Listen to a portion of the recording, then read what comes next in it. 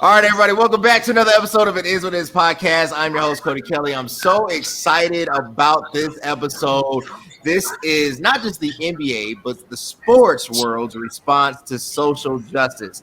I have an amazing panel. Connect with these guys. Look, connect with me on all digital platforms, Instagram, Facebook, anywhere you can find me, Twitter. Just look me up. But I have an amazing panel. I'm going to let them introduce themselves. That's how dynamic. I'm going to start with former NBA player Terry Cummings. Then we'll go to attorney Powell, Tony Gill, and then the Bulls Chaplin, Scott Bradley. Terry, can you introduce yourself?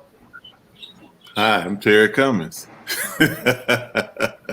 Look, Terry is being bashful. Let me read his stats. Yeah, I don't Over read 1,100 games played professionally, 16.4 points per game, 7 rebounds per game, 2 assists. He shot field goal percentage of 48.4%, which is really impressive. 3-point field goal percentage of 29.5, free throws 70.6, ERA, or now we go by PER, 18. Just a dynamic, just NBA player. I had to look at it. I was like, wow, with those stats, you could make an all-star team now. Yeah, quite possibly. But I truly did enjoy my career more the last 7 to 8 years. Awesome. Look, glad to be here. I'm glad you were able to jump on. I really appreciate this. Attorney Powell, if you can introduce yourself. Elliot Powell, attorney in Chicago, and I don't play anything. I have been a sports fan for a while. I've been a friend of Terry Cummings for about 40 years. I've been a friend of Scott Bradley for about 40 years. And Tony Gill, you're not as old as that, so I haven't been your friend for 40 years. And saw Cody grow up, and I enter into a lot of political discourse, and this kind of came to front, and I mentioned it to Cody, and Cody was all willing to go with it. So thank you all for being here. Thank you for allowing me to be here. Awesome. And the good Reverend and the former Bulls Chaplain, Scott Bradley, if you can introduce yourself. God bless you. I'm Scott Bradley. I served 37 years as the Chicago Bulls team chaplain.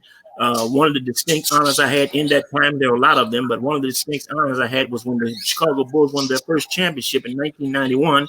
If you go back and get the old VCR with the old VHS tape, when we won, and in the locker room, we did the Lord's Prayer, and I was one that was blessed to be in the center of the huddle doing the Lord's Prayer with the team after our first championship. That was 1991, first of 6 during the course of the 90s, and been the Bulls Chaplain. Just retired after this season, 37 years with the team.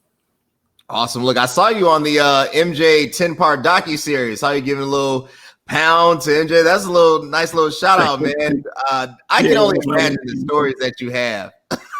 Well, I think that was 1 or 2 cameos I had, and none of them were intentional. I was just there. Jeez. And then I have with me amazing friend, look, NBC Sports Chicago, right? Broadcaster affiliate. This dude is rising through the ranks of the sports. Really just probably becoming the new Stephen A. Smith. Is that the trajectory, Tony? Am I on it? I like to play on camera and off the camera, more so off the camera. But thanks for having me, Cody. Appreciate all the distinguished gentlemen on this panel here. Tony Gill from NBC Sports Chicago. Follow me on Twitter at the Tony Gill on Twitter. And I'm just glad to be here. Awesome. Well, let's get down to it. So first question. And I want to start with you, Terry, because, as a former NBA player, right, I kind of saw what the Bucks did after the shooting of Jacob Blake, really boycotting, decided not to play. What was your initial thought? So a 2-part question. A, what was your initial thought? And then B, if you were back, right, in your heyday, you're playing now, would you have done the same thing? And we'll start with you.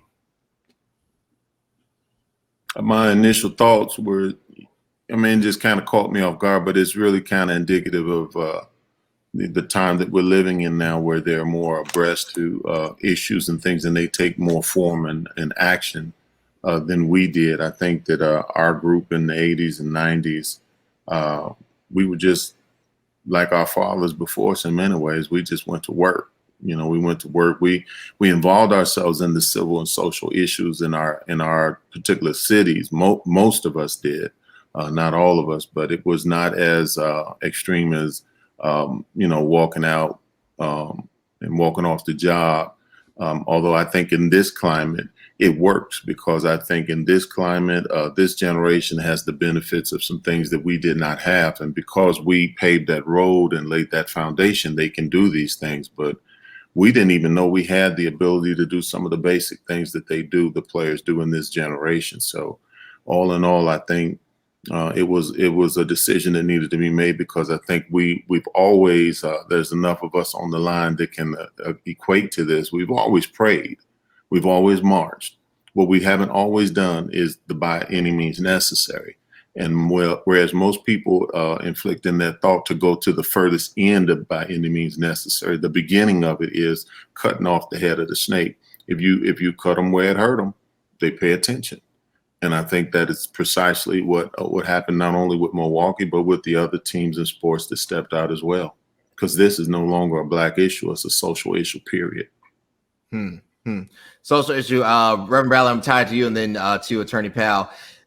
You were the Bulls chaplain for over 37 years, right? You actually have the 6 championship rings, right? So, like, being in the mix with those guys and those personalities. Let's say if you could bring that team to today, would that 90s Bulls team do something similar? Or as Terry mentioned, we didn't even know we had those options. Would you just kind of think that they would just go as business as usual? Well, interesting, in those championship runs, we had a high-profile fella by the name of Craig Hodges, who was very demonstrative in his race pride. And it seemed to backfire on him. He probably was the Colin Kaepernick of his day. And of course, you even go back further when you have guys like Muhammad Ali and other sports figures that would step out and make a statement by boycotting. In the case of Muhammad Ali, he refused to go to Vietnam. In the case of Craig Hodges actually spoke out. Well, actually, he went when the Bulls won their first championship. He went to the White House wearing a dashiki and sent a letter to President Bush, who was the president at the time, senior Bush, George H. Bush. He was the president at the time. Gave him a letter. The kickback on that was even the kickback on it. The rumor is it got him blackballed, and I personally believe that's what happened, because I remember after that talking with Cassie Russell, who at the time was a coach with the Atlanta Hawks, and I was talking to him about that. And he said, he said, let me tell you something. He said, when Craig Hodges' name came over the waiver wire, I talked to my people about, let's get Craig Hodges. He was a man who was a 3-point champion, I believe, 3 years in a row, who was a specialist from 3 points. And again, very demonstrative in his race pride. He not only wore dashiki to the White House, I had seen him come to the game wearing dashikis and the kufi, expressing his race pride. But as I was talking with Cassie Russell, he said, his name came over the waiver wire, and we went to I inquired of my people. So let's get Craig Hodges, and the guy said, no, bad news. That's what he said. So it gave him a stigma. And also understand the first game of the NBA championship, he went to Michael Jordan and Magic Johnson, two of the biggest stars at the time, and asked them to boycott the first game. This was after the Rodney King beating in Los Angeles or in California, wherever that was. And of course, they refused to do it. But I will say that I saw a change in climate in recent years when it came to race relations among the players. But as Terry said, it was a different era then. Some of them were afraid to speak out. You had a few that did. And usually the repercussions were that their careers were over. We see it in the case of Colin Kaepernick. We saw it in the case of Craig Hodges. And how long did Muhammad Ali have to sit out before he was able to go back and fight because he made a stand? But I think in this day and time, you're going to see more.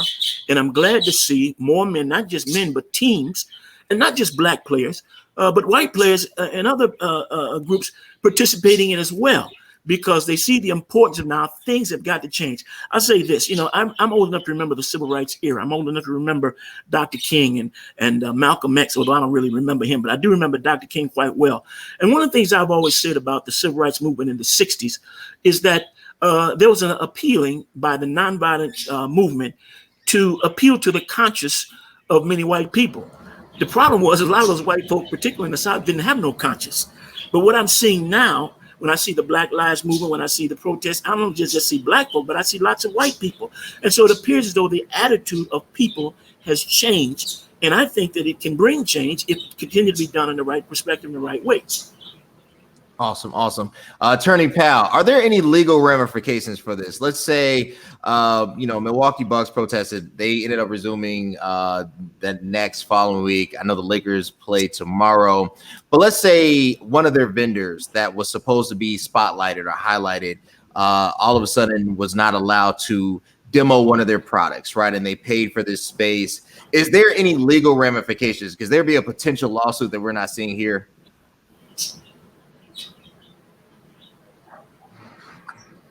There might be, but we don't know.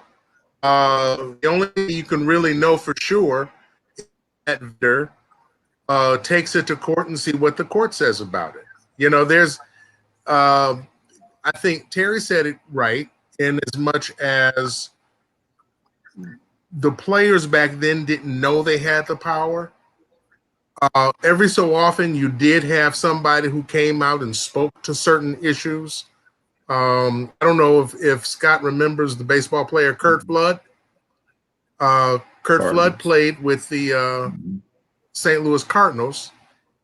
He used to be traded to the Philadelphia Phillies, and he had associated it with slavery.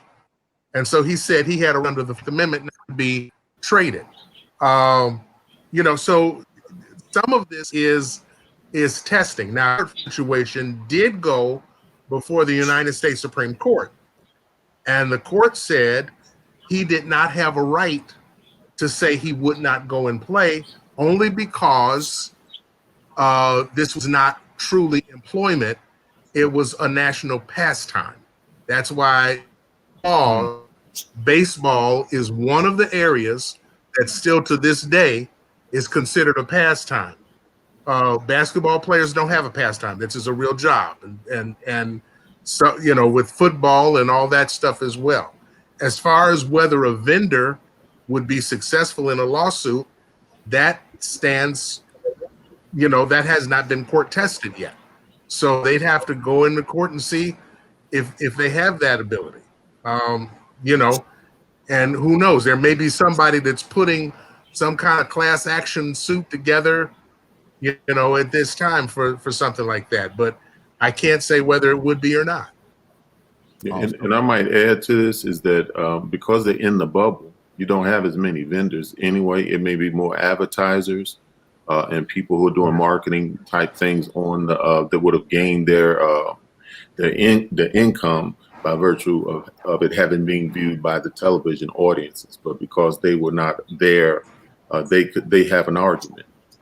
But I'm sure the NBA is doing some kickback because it ain't a fool. It ain't trying to lose no money at all, or allow that its overall title to be taken from it as the best in sports. Right. Awesome. Tony, I want to throw this to you, and then Terry, I have a follow-up question. Tony, so you work, obviously you have to have relationships with the professional athletes, right?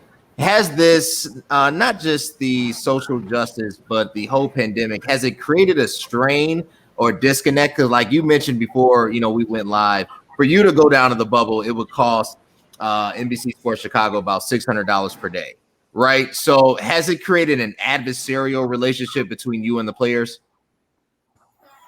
No, in terms of sports coverage, what I do know from speaking with people that are in the bubble and they haven't, received, any kind of distortion between their coverage.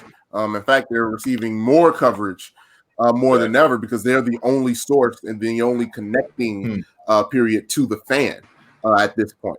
There are no, there might be a couple local beat people, but in terms of national coverage, it's the only way that fans can connect with the players and what's going on a day-to-day basis based on all the teams that are there. So right now, it's as important as ever that that media people are allowed to do their jobs and do their jobs in a correct fashion.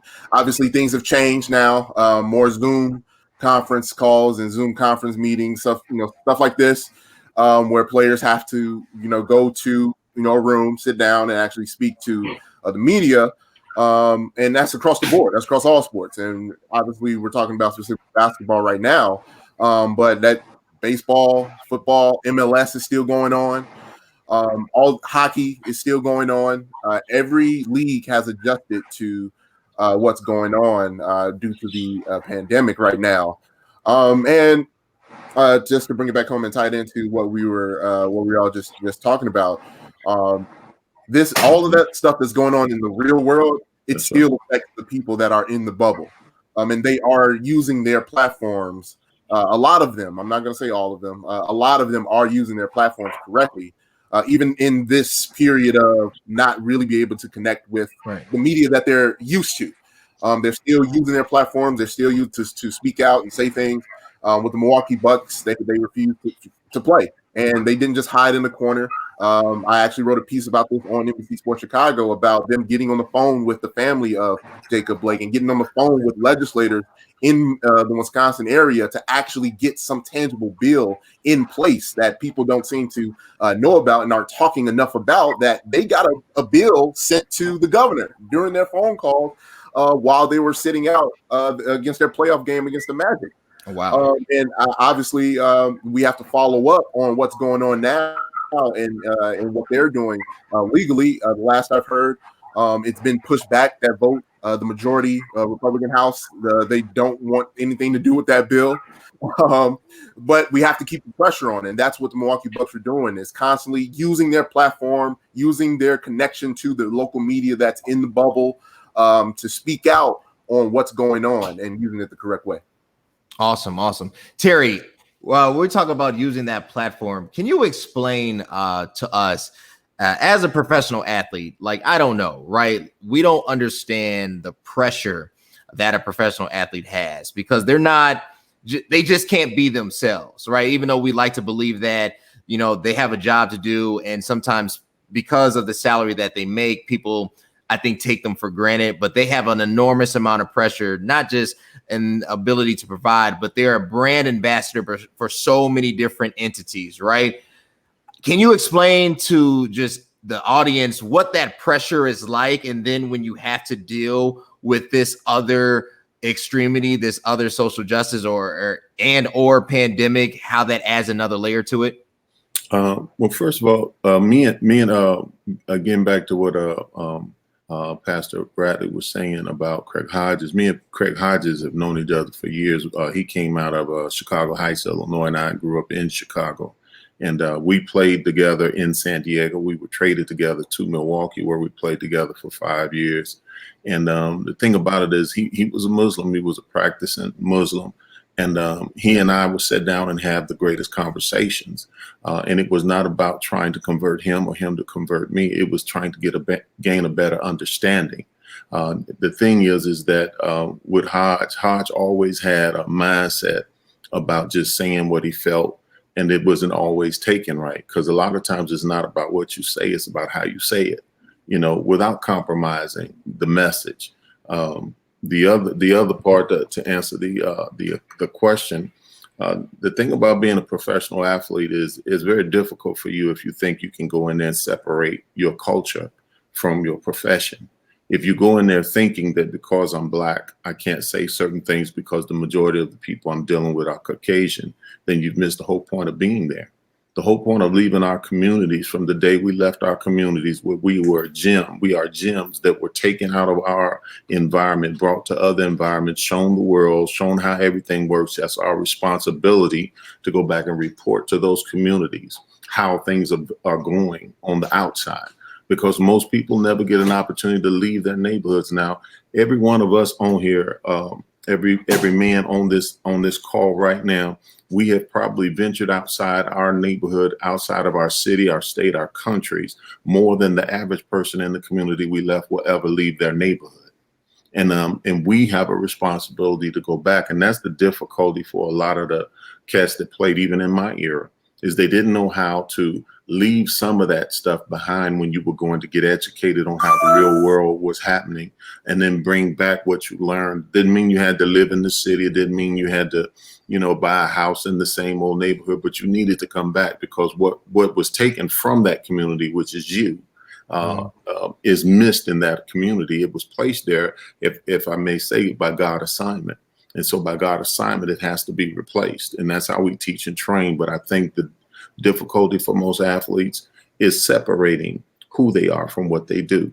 And I hope that it answers the question, because I played in 3 decades. I played in the 80s, I played in the 90s, and in the 2000s. I retired in 2000, but I watched gradually as the young cats came in, and they just came in not really understanding how the business of the game was. They knew how to play basketball, but didn't understand the business of the game or the professionalism that should go with the game. And you can't understand the professionalism if you don't know who you are. You have to come in there with some kind of maturity. And we were getting a lot of high school kids or kids who were one or first year or second year player out of college and didn't have enough educational real life experiences to be in that pit of the NBA, because it's a business. And I think the difficulty is think about it for all of us again. If it had not been for the fact of having had the experience of staying in something long enough to learn it, we would be as ignorant to the business of the game and the business of life as most newcomers who are coming in. You know? That was well said. That made me really had to think. I want to throw this one to Pastor Bradley.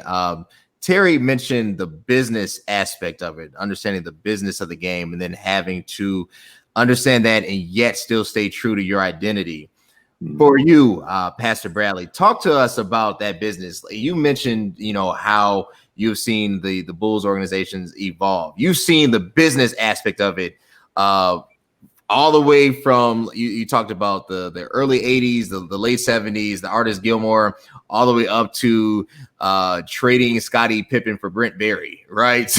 to drafting Jason Williams, and then the infamous motorcycle accident, right? Like, you've seen the business of it. How do you take the business of sports, and yet you being a man of God, a person of faith, and mirror that, and as a Black man, the identity, and try to build cohesion between 2 or 3 different worlds? Well, one of the things I would do in Chaplin, again, I wouldn't do this every time, but every now and then I would give a word of caution, particularly to our young guys that would come in, the importance of knowing how to deal with money. Because in many cases, some of these guys, as Terry had mentioned, had come into the league and they came from almost nothing. They got a scholarship to play. They didn't learn, the financial aspect. I'm trying to think of the fellow offhand, and I can't think of his name. I don't even know if he was in basketball. I think he might have been in another sport, who went broke and signed $1 million. And of course, $1 million was a lot of money at that time, still a lot of money to me. But now these guys signed multi-million-dollar contracts. But this particular fella had gone broke. Oh, I remember him now. In fact, Charles Barkley talked about him. I won't mention the guy's name, but I do remember his name. But Charles Barkley told a story of a fella who played with him in Philadelphia. And he said one night the guy was giving me a ride home after the game, and he had this beautiful Ferrari. And Charles said, "Man, this is a nice car. I really like this car." And the guy laughed and said, "How much you think this car costs?" And Charles threw a figure out there, and the guy kind of chuckled and said, "Man, I sniffed that up my nose in a day's time." He said later, when he got traded to Phoenix had come back to Philadelphia to play, and this guy stopped him in the lobby of the hotel and said, "Hey, Charles, don't you remember me?" He looked, he said he couldn't remember. He said, "I'm so-and-so." By this time, the guy was broke, again, signed $1 million contract, was broke, was homeless, and hung out at the hotel just to see the players as they came in. A lot of time, the sad thing is that many guys are not educated on how to deal with their finance. And I think that it's important. I think some of the teams are not doing this. I believe I think the Bulls might have been one of them, which were giving counseling sessions to new guys that come in, financial counselors, how not to just blow your money. I mean, you've never had it. You get $1 million, you think it's going to last forever. It can go pretty fast after you spent money on cars and houses and condos and all your friends and your posse and all that kind of stuff. You look up, you're broke. But, again, sometimes it's like what Terry was saying, that a lot of time guys are not educated. They're not educated as to the world that you're coming into. You're coming into a different world. It's a long way from the west side of Chicago to the NBA, staying in the best of hotels, the best of travel, the best of food, per diem. I think at one time when I was there last, like $125 a day per diem. That's money for meal money, basically. I mean, all of these things are new. And I remember even Horace Grant. Horace Grant was a good friend of mine, was a member of my chapel, faithful member of my chapel when he was a player. And Horace Grant had made mention of how when he came into the NBA, he said, I felt like a kid in a candy store. All I had to do was just grab whatever I wanted, just grab. And the lifestyle was so much different than a fella coming from, I think it was South Carolina, wherever he came from. It's a different lifestyle. And so in many cases, guys are not prepared. And again, the discipline of the game, the business aspect of the game. I remember when the word went out from the then commissioner, the late David Stern, because guys were coming to the games. If they weren't playing, they'd come and sit on the bench in sweatsuits and shorts and all that kind of thing. And the word went out. This is a business. This is a profession. If you're not playing, we require at least a sport coat. Now, I would have said suit and tie myself, but at least a sport coat. Look professional. There's a professional side to this. And, some guys, they only know how to play ball, but they don't understand the professionalism of it. One of the things I tried to do, and again, not every chapel session, sometimes caution them, you're in a different world, but just as fast as you come here, you can be gone. So invest your money wisely. You don't have to have a long, big posse, making a statement. Invest wisely so that when you finish this game, because in professional sports, the average span of a professional sports player is only like 4 years. A lot of things can take you out. Injury, paternity suits, Right. Stuff can get, and before you know it, you look up and you got another professional player. I ain't gonna mention the name, but he had like 9 kids by 7 different women. Again, I don't need to mention his name, but I mean, again, you got to take all these kids. So, I mean, I think it's important that teams invest in counseling for these young men and realize they're not just property. They're not just ball players. They're young men, in many cases, kids, 18, 19, 20 years old, to properly invest in the future, because this ain't going to last always. It won't last always. Some may be blessed afterwards to go into broadcasting or go into coaching, but most of them are just out, So it's important. Put this in my presentations. I oftentimes preach about what should it profit a man to gain the whole world and lose his soul. Again, I would put that in there. So I think that those things are important. Awesome. We're talking about those hard conversations, Attorney Powell. How, and I think it really stems back to parenting, upbringing, right?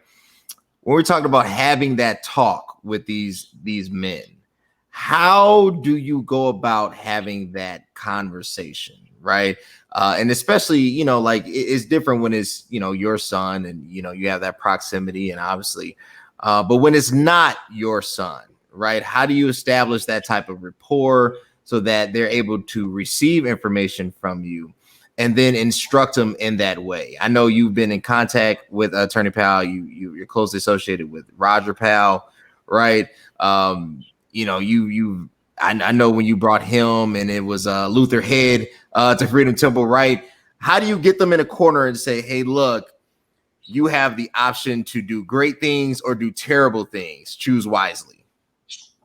For like the ones that you mentioned and some that you may not name, you have to see what these people want for their futures. And that's the whole thing, is that all of these players, they're going to play ball for a while, but they're going to have a future that is either going to be a successful one or not a successful one. You mentioned, I think, Cody, you mentioned Jason Williams. Who would have thought? I remember, he had a very lucrative contract, and who would have thought that a motorcycle accident would have put him on the sideline? Now, I don't know what he's doing today, but he's not playing basketball. So, hopefully he did, maybe went back to school or something like that. But you have to see if these guys can understand that basketball, baseball, football, whatever it is a small segment of your life. And the majority of your life is going to be done doing something else. So, have a vision, have a goal. Scripture does say, where there is no vision, people perish. So you don't want to perish. Have something that you want to have lined up in the future. If I can just say one thing, I've never really been a big LeBron James sports fan. In fact, most of the teams that I've rooted for have been teams that he doesn't play for. And, he made me at a time when the Chicago Cubs were going for the World Series, and he was in Cleveland. And, of course, he was up in the skybox rooting for the Cleveland Indians. Well, Scott Bradley, you can understand about how I feel, coming from Chicago. I want to root for the Cleveland Indians. But one thing that I do say about him that I think expresses the wisdom that he's exhibited. When he came into his first contract, I believe it was, he said, this is a lot of money, but I need to get with someone to whom this money is like chump change. Who can I link up with who would consider the money that I'm getting like nothing? So who did he link up with? He linked up with Warren Buffett. Right. I would have known, but LeBron James and Warren developed a very good friendship. And in fact, on one of the television interviews that Warren Buffett did, they said, well, what did you tell LeBron? He said, well, I told him, first of all, stay away from credit cards. He said, you need one, but try to limit it down to one. Don't have 10. And there were just some other bits of advice that he said he would have given to anybody. But that, when you look at him, you kind of see where his next career is. One of the shows that I like, which is on NBC, called The Wall. Okay, I don't know if you've seen it. You went over Millers on the Wall, and it's it's a real exciting kind of game show. But that's produced by LeBron James's company. So apparently that's what he's going to do after basketball is all over. So you try to understand, or you try to get people to understand, look, this is going to be a segment of your life. After this segment of your life is over, what is it that you want to do? I'm thinking about this. I'm 62 years old. I'll be 63 on my next birthday. If the Lord lets me see next March. Okay, I've been practicing law for a long time. What's the next segment going to look like? So you try to understand that, one of my favorite scriptures is from Ecclesiastes, the 3rd chapter. To everything there is a season, and a time for every purpose under heaven. My season of practice is going to be over sometime soon, but that doesn't mean my life is over. For the players, their season to play is going to be over, but that doesn't mean their life is over. So what does your next season look like? So I think that's one of the things that talk, if you were Cody, revolves around. Awesome. No, that makes a lot of sense. Tony, I want to hit you with this. We have a comment from my audience 24. There's Kobe fans. These Kobe fans are just love trolling me. Anyways, I'm a huge LeBron James fan, by the way. If anybody ever knows, I think he's the GOAT personally. But Tony, so you have. I didn't mean to diss you.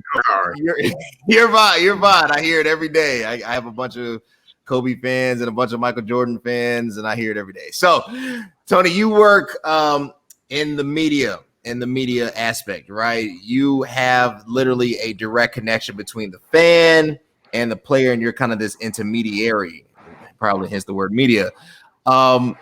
Is there pressure not to write certain things?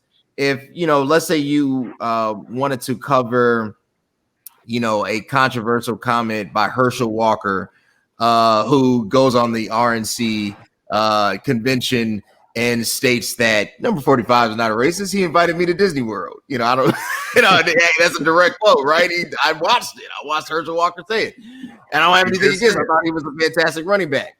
But if NBC, or not, it doesn't have to be NBC, but anybody you're affiliated with says, hey, Tony, kind of calm down, cover more, great stories like, I don't know, most improved player of the year, Giannis, I don't, or something that is a bit more palatable, right? We got to be mindful of our constituency.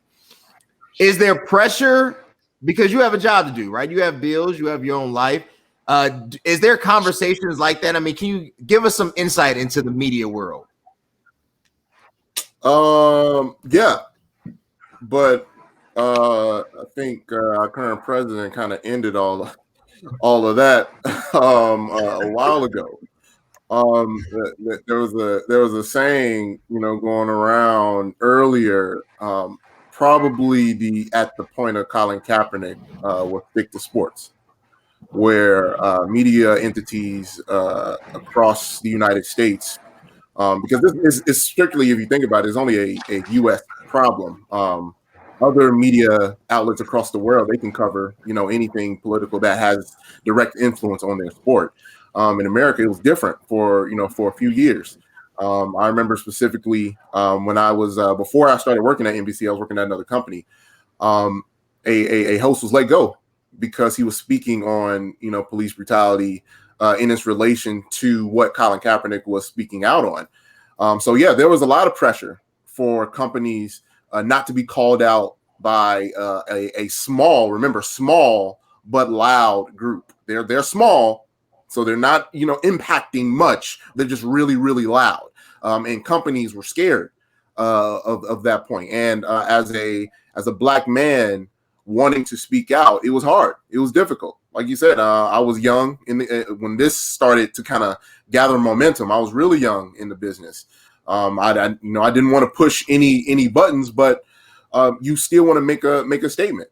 And Terry mentioned before, it's not, sometimes it's not, what you say, is how you say it. So finding the correct way to say it, but still get the point across in a palatable way was the constant thing that's on a media member's mind when they are from these communities, and they see the poor and disenfranchisement of them, and they do want to speak out on them.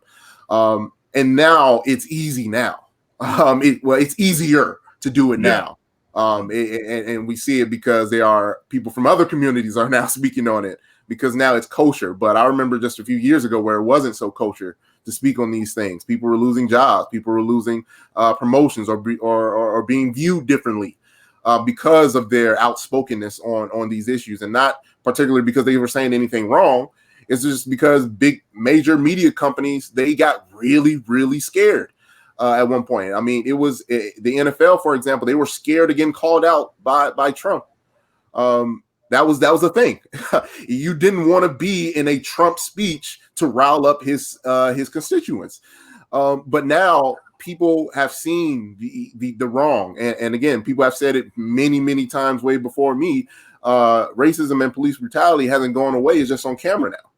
So now people are getting to see all these things firsthand through their phones, through their computers, through news, and now people are really starting to get the picture. And hopefully things can continue to change. But you're right, Cody. In the media, it was hard for a little while, but now it's easier because things are now cross-contaminating itself into politics, as people like to say now. But it certainly has become easier to speak out on these things now.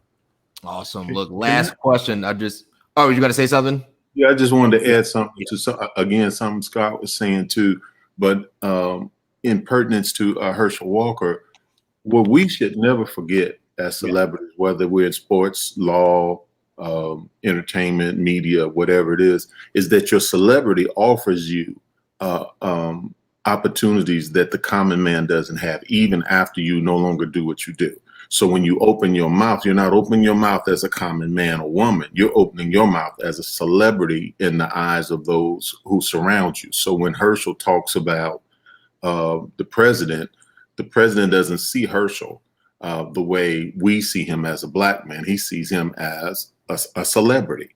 And remember the scripture, the proverbial writer says that a man's gift makes room for him before great men. When your gift gets you in front of these people, that is an opportunity and wisdom, to be able to speak with clarity, the direction of what's going on in your society. But if you're not touched with that society, you can only give them a celebrity perspective.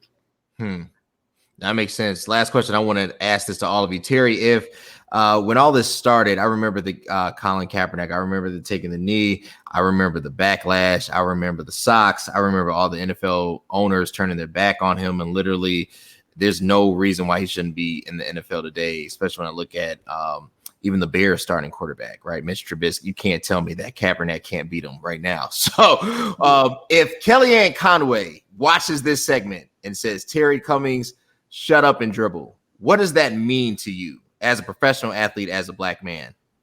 Well, first of all, people like that, I've run into them all my life and career, you know, because if you're halfway intelligent as an African-American or black person, they don't really know what to do with you. If you're aware of your cultural background and your history, they don't know what to do with you. So I ignore ignorant people and I deal with them on the level of what I do know. And I talk to them on that basic level. If we can't have a reasonable conversation, I tend not to have one with people because I think it's foolishness to sit up and argue over something that going in, you know, someone doesn't believe in. So why have the conversation? Talk about apples and oranges instead, because it's of more relevance than the conversation you're going to have with this person. In the Kellyanne type, it's more about publicity and being on camera. I'm not seeking no fame. You know, in my life where I am and what I do for the God I serve. And I have always done it that way. I've always made it a heart set mindset to do it for him. That way I would never get it misconstrued about what I'm doing and why I'm doing it. So to answer your question with clarity, if I was confronted with Kellyanne or the other Fox anchor who said the thing to LeBron, I wouldn't even give her the benefit of the doubt, because I think your integrity is worth more than sharing it with someone who's ignorant. Well said. Well said. Attorney Powell, Kellyanne Conway watches this and says, you Kojic preacher and attorney. I don't know if shut up and dribble would probably be the phrase, but shut up and I don't know, be legal and preach. What would be your response to that? Hold on, I think you're on mute. I got you. Okay.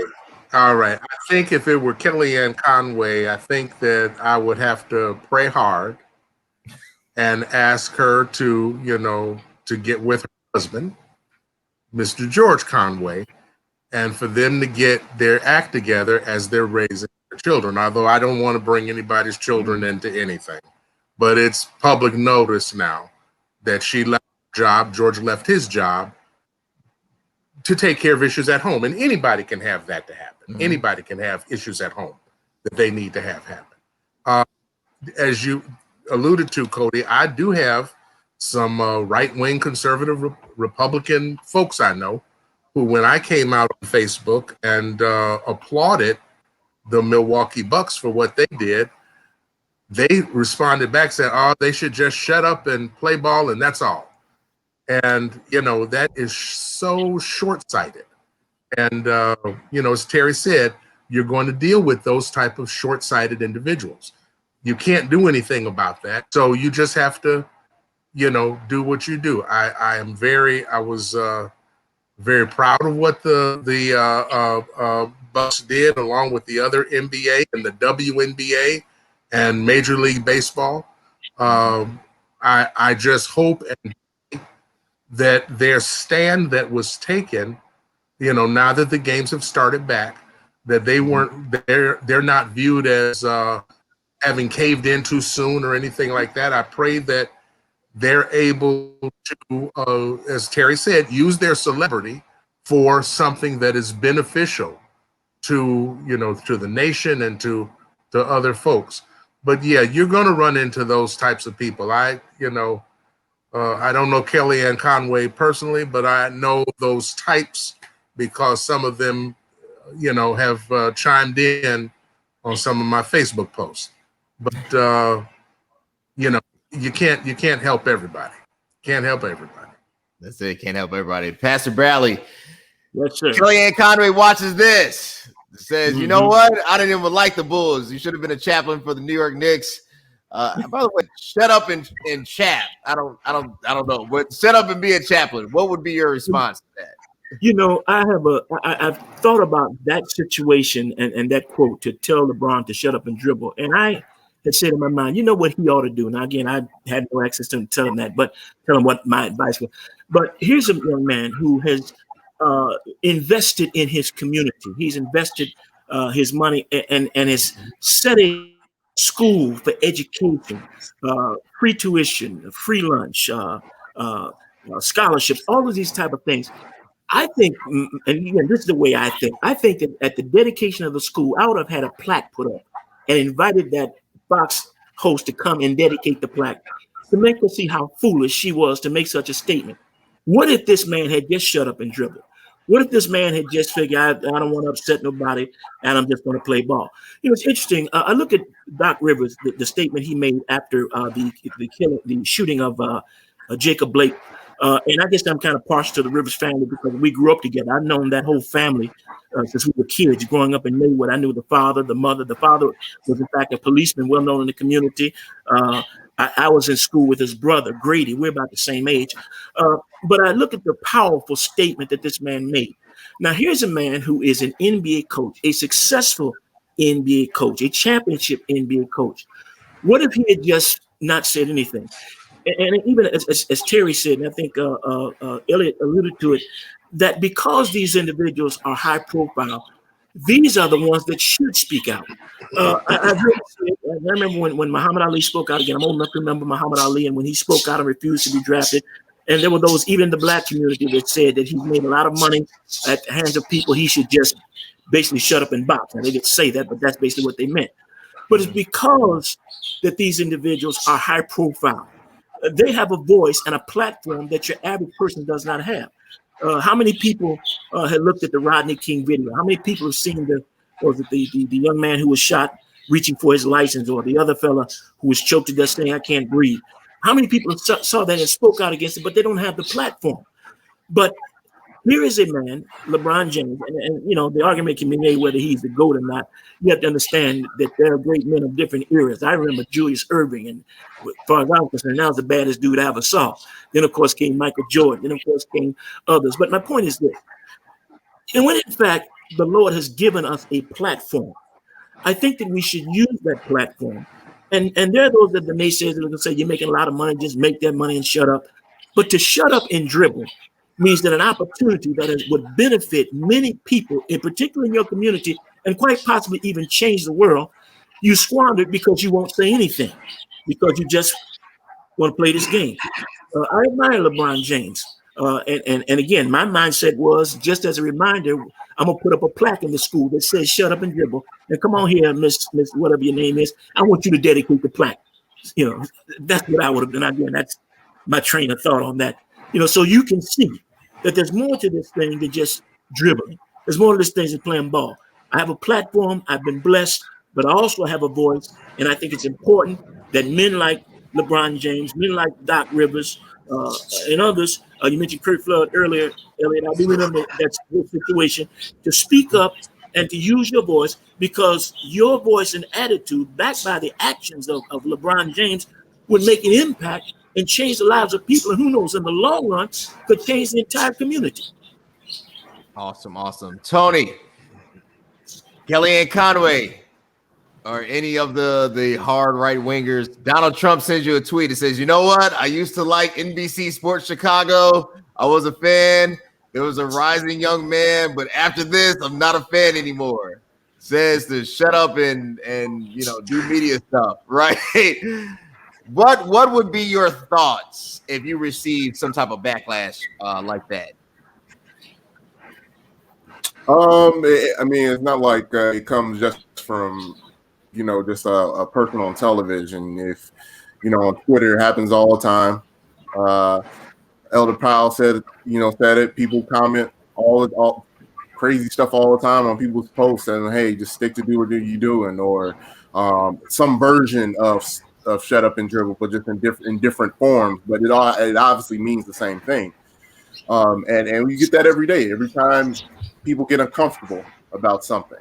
And I think it's good that they're uncomfortable. They should feel uncomfortable because they know that means something is wrong, or you're delusional, either one or the other. So when people want to use the word, don't put politics in. This is where I used to get my escape, and I just want to get distracted for a couple hours, and like, it's excuses to me. You can do two things at once.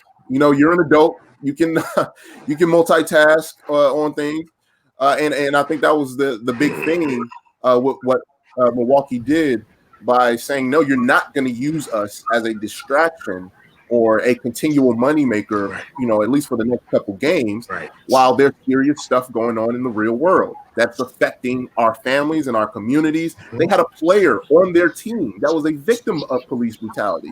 So this really hit home for them, on top of that Jacob Blake being from their home state. So when I tweeted out a couple of days ago that the stick to sports mantra, you know, is dead forever. You know, for me, I mean, it's forever dead to me.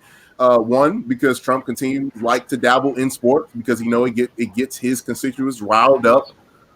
He constantly tweets that he wants football back. All right, now he wants to talk about sports. I get to talk about what he is doing in terms of holding a progression back.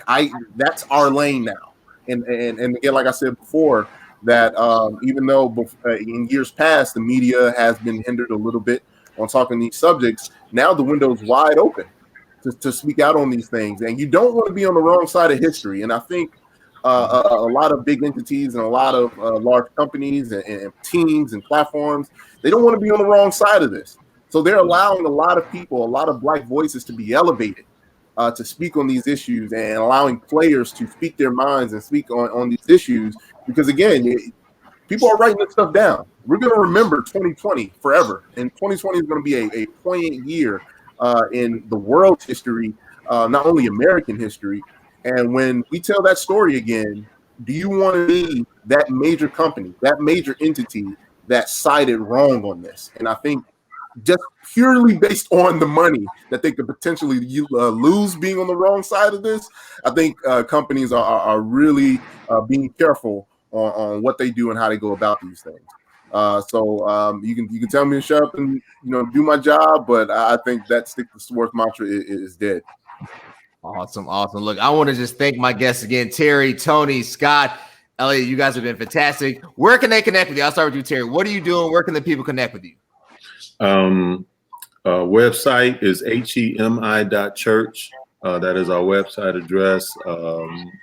Probably the best way to reach us, 404-781-5281. Active in ministry here in Stone Mountain, Georgia. Been pastoring going on 13 years. So that and our outreach and music, and I'm in the entertainment business for about 35 years. So we're here in the city of Atlanta working. Awesome. I got to come to ATL, man, and check you out. How can they connect with you? What are you doing?